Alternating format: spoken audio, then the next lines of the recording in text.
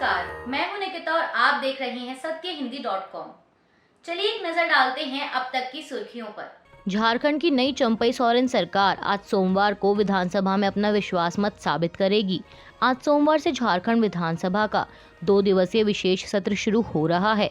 ऐसे में खरीद फरोख्त के डर से हैदराबाद भेजे गए विधायक भी वापस रांची लौट आए हैं और आज सरकार विधानसभा में फ्लोर टेस्ट के जरिए अपना बहुमत साबित करेगी। बता दें कि 81 सदस्यीय झारखंड विधानसभा में बहुमत साबित करने के लिए चंपई सोरेन को 41 विधायकों का समर्थन हासिल करना होगा। हालांकि सत्तारूढ़ गठबंधन सरकार का दावा है कि उसके पास 46 विधायकों से ज्यादा का समर्थन है। बता दें कि सत्तारूढ़ गठबंधन सरकार में जेएमएम, कांग्रेस और आरजेडी शामिल हैं। उत्तराखंड की धामी सरकार को यूनिफॉर्म सिविल कोड की ड्राफ्ट रिपोर्ट सौंपी जा चुकी है। कल रविवार को हुई कैबिनेट की बैठक में इस रिपोर्ट पर चर्चा की गई, जिसके बाद कहा जा रहा है कि इस रिपोर्ट पर विधानसभा में प्रस्ताव लाने पर सहमति बन गई है। मीडिया रिपोर्ट्स के मुताबिक एक अधिकारी ने बताया कि इस बैठक में तय हुआ कि यूसीसी के इस प्रस्ताव को विधानसभा सत्र में लाने के लिए सहमति बनी है। बता दें कि राज्य विधानसभा का 2 दिवसीय सत्र आज सोमवार से शुरू हो रहा है। अब ऐसे में कल मंगलवार को यूनिफॉर्म सिविल कोड बिल विधानसभा में पेश किया जा सकता है। गुजरात के जूनागढ़ से कथित तौर पर हेट स्पीच का मामला सामने आया है। मामले में गुजरात पुलिस ने कल रविवार को मुंबई के इस्लामिक उपदेशक मुफ्ती सलमान अजहरी और 2 अन्य को हिरासत में लिया है। खबरों के मुताबिक उन्हें मुंबई के घाटकोपर पुलिस स्टेशन में रखा गया। इस दौरान उनके समर्थकों की भीड़ ने पुलिस स्टेशन को बाहर से घेरा हुआ था। ऐसे में कानून व्यवस्था बरकरार रखने के लिए इलाके में सुरक्षा बढ़ा दी गई। फिलहाल गुजरात पुलिस की टीम मुफ्ती को लेकर रवाना हो गई है। वहीं समाचार एजेंसी एएनआई से बात करते हुए मौलाना के वकील ने कहा कि मुफ्ती सलमान जांच में सहयोग करने के लिए पूरी तरह से तैयार हैं। हालांकि पुलिस की तरफ से इस मामले में कोई जवाब नहीं आया है। आपको बता दें कि आखिर मामला है क्या। दरअसल पुलिस के अनुसार आयोजकों ने यह कहते हुए कार्यक्रम की अनुमति मांगी थी कि मुफ्ती सलमान का संबोधन धर्म और नशा मुक्ति के बारे में जागरूकता फैलाने के लिए होगा, जबकि वायरल वीडियो में मौलाना को यह कहते हुए सुना जा सकता है कि अभी तो करबला का आखिरी मैदान बाकी है, कुछ देर की खामोशी है फिर शोर आएगा, आज उनका वक्त है, कल हमारा दौर आएगा। समाजवादी पार्टी नेता स्वामी प्रसाद मौर्य के काफिले को काले झंडे दिखाए गए हैं। दरअसल सपा नेता एक कार्यक्रम के लिए कौशाम्बी पहुंचे थे, जहां उनके काफिले के आगे हिंदू जागरण मंच के कार्यकर्ताओं ने प्रदर्शन करते हुए उनका विरोध किया और उन्हें काले झंडे दिखाए।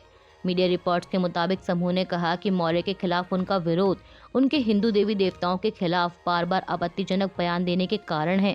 वहीं काले झंडे दिखाए जाने की घटना के बाद स्वामी प्रसाद मौर्य ने कहा कि दलितों, गरीबों और पिछड़े वर्ग के लोगों पर सदियों से हमले हो रहे हैं, लेकिन हमलावर को माफ करना हमारी संस्कृति रही है। उन्होंने कहा कि मुझे उम्मीद है कि काले झंडे दिखाने वाले लोग अराजकता का रास्ता छोड़ देंगे। बता दें कि पुलिस के मुताबिक इस घटना के सिलसिले में हिंदू जागरण मंच के 2 प्रदर्शनकारियों को गिरफ्तार किया गया है। ज्ञानवापी परिसर में व्यासी के तहखाने में पूजा पाठ पर रोक लगाने सहित ज्ञानवापी से जुड़े 2 अन्य मामलों पर आज सुनवाई होगी।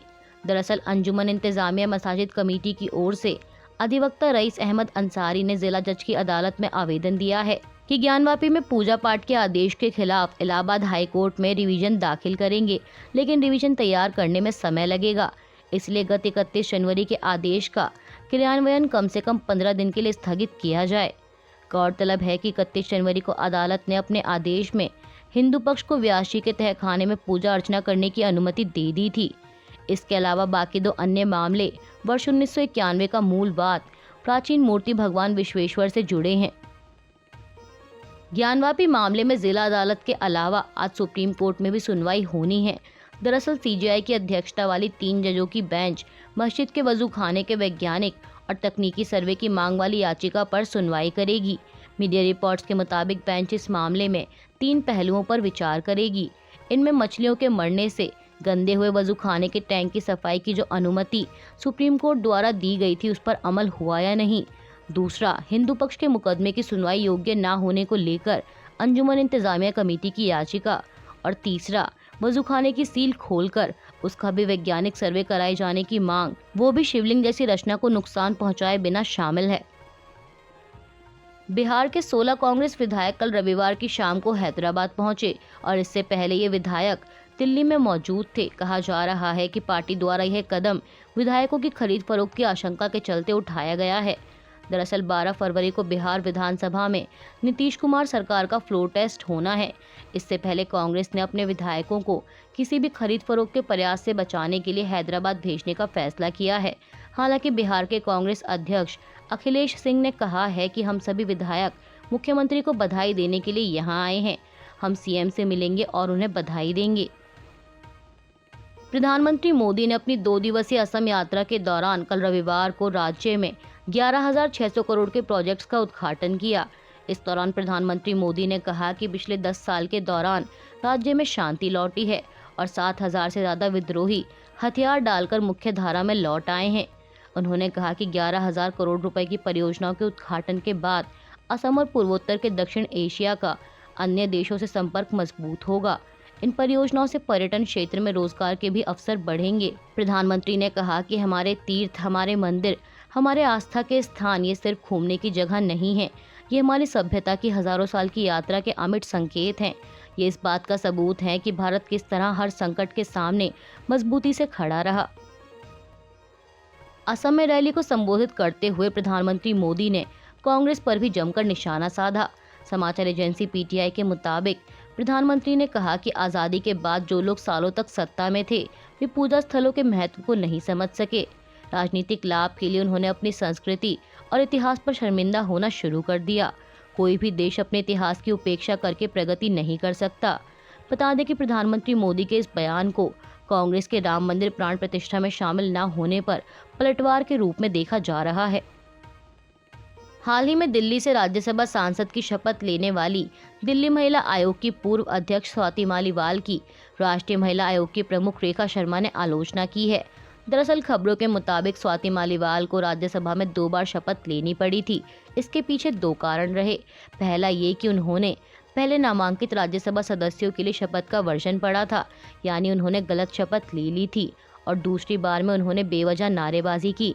शपथ के दौरान उन्होंने कहा कि इंकलाब जिंदाबाद। हालांकि नारेबाजी को रिकॉर्ड से हटा दिया गया। वहीं डीडी न्यूज़ ने इस घटनाक्रम का एक वीडियो अपने आधिकारिक एक्स हैंडल पर पोस्ट किया था, जिसे रेखा शर्मा ने शेयर करते हुए स्वाति मालीवाल पर निशाना साधा है। उन्होंने लिखा कि एक आंदोलन का प्रोडक्ट केवल नारे और धरने जानता है, किसी भी रचनात्मक काम में अपने छोटे से दिमाग का इस्तेमाल नहीं करेंगी। शर्मा ने आगे कहा कि उन्हें बगैर मतलब जाने कहते हुए सुना है कि बहुत निराशाजनक बजट है। दोबारा शपथ लेने के 1 दिन बाद उन्हें लगा कि वे बजट की एक्सपर्ट बन गई हैं। राष्ट्रीय महिला आयोग की प्रमुख रेखा शर्मा की ओर से की गई आलोचना पर स्वाति मालीवाल ने भी पलटवार किया है। दिल्ली से राज्यसभा सांसद मालीवाल ने एक्स पर लिखा कि हाँ, मैं एक गौरवान्वित आंदोलनकारी हूँ, अपना जीवन सक्रियता और सामाजिक कार्यों के लिए समर्पित किया है। मालीवाल ने आगे कहा कि आपने इस देश की महिलाओं को विफल कर दिया। मुझे लगता है कि आपको इस्तीफा दे देना चाहिए और केवल उसी चीज़ पर टिके रहना चाहिए जिसमें आप सक्षम हैं, ट्रोलिंग। स्वाति मालीवाल ने आगे यह भी कहा कि आपकी जानकारी के लिए बता दें कि यह नारा शहीद भगत सिंह से जुड़ा है। जाहिर है आपको अंदाज़ा नहीं है। लाल सागर में जहाज़ों को निशाना बना रहे यमन के हूती विद्रोहियों के खिलाफ अमेरिका और ब्रिटेन संयुक्त रूप से कार्रवाई कर रहे हैं। इसी कड़ी में दोनों देशों ने हाल ही में यमन की 13 जगहों के 36 ठिकानों पर हमला किया था। वहीं अब इस हमले के बाद हूती विद्रोहियों ने जवाबी हमले की चेतावनी दी है। बता दें कि इस्राइल हमास में शुरू हुए युद्ध के बाद से ही हूती विद्रोही लाल सागर में जहाज़ों को निशाना बना रहे हैं, जिस कारण लाल सागर में शिपिंग कंपनियों का कामकाज रुक गया है और इस मार्ग से 15% अंतर्राष्ट्रीय कारोबार होता है। मीडिया रिपोर्ट्स के मुताबिक हूती विद्रोही नवंबर के मध्य से लेकर अब तक लाल सागर में अंतर्राष्ट्रीय व्यापारिक जहाज़ों पर 30 से अधिक हमले कर चुके हैं। अब ऐसे में अमेरिकी रक्षा अधिकारियों ने कहा है कि वो लाल सागर और अंतर्राष्ट्रीय व्यापारिक मार्गों की सुरक्षा तय करने और इन हमलों का जवाब देने के लिए कुछ और उपाय करने को तैयार हैं। इंडियन यूनियन मुस्लिम लीग की केरल इकाई के अध्यक्ष सादिक अली शिहाब थंगल ने अयोध्या में बन रहे राम मंदिर को लेकर बड़ा बयान दिया है। उन्होंने इस मंदिर और इसके पास प्रस्तावित मस्जिद को धर्मनिरपेक्षता का प्रतीक बताया है। थंगल ने कहा कि मंदिर के खिलाफ विरोध करने की कोई ज़रूरत नहीं है। मुस्लिम समुदाय को इस मुद्दे पर उलझने की बजाय भविष्य के बारे में सोचना चाहिए। बता दें कि उन्होंने यह बात 22 जनवरी को हुए प्राण प्रतिष्ठा समारोह के 2 दिन बाद 24 जनवरी को मल्लापुरम में एक जनसभा को संबोधित करते दौरान कही थी। मशहूर गायक शंकर महादेवन के म्यूजिक बैंड शक्ति के दिस मोमेंट एल्बम को बेस्ट ग्लोबल म्यूजिक एल्बम का ग्रैमी अवार्ड मिला है। बता दें कि शक्ति बैंड में गिटारिस्ट जॉन मैकलॉफ्लिन, तबला वादक उस्ताद जाकिर हुसैन और गायक शंकर महादेवन हैं। ये एक फ्यूजन बैंड है। इस कैटेगरी में बुकांते, सुजाना बाका, डेविडो और बर्नाबे जैसे कलाकारों का नॉमिनेशन था। स्टॉक मार्केट आज सोमवार 5 फरवरी को फ्लैट नोट पर खुली है, जहां निफ्टी 21,800 के पास कारोबार कर रहा है, तो वहीं सेंसेक्स 72,000 के लेवल पर है। बता दें कि इससे पहले शुक्रवार को सेंसेक्स 440 अंक ऊपर 72,085 पर बंद हुआ था। बात करें बैंक निफ्टी की, तो बैंक निफ्टी 45,800 के लेवल पर ट्रेड कर रहा है। अभी के लिए बस इतना ही। बाकी की खबरों के लिए बने रहिए सत्यहिंदी.com के साथ।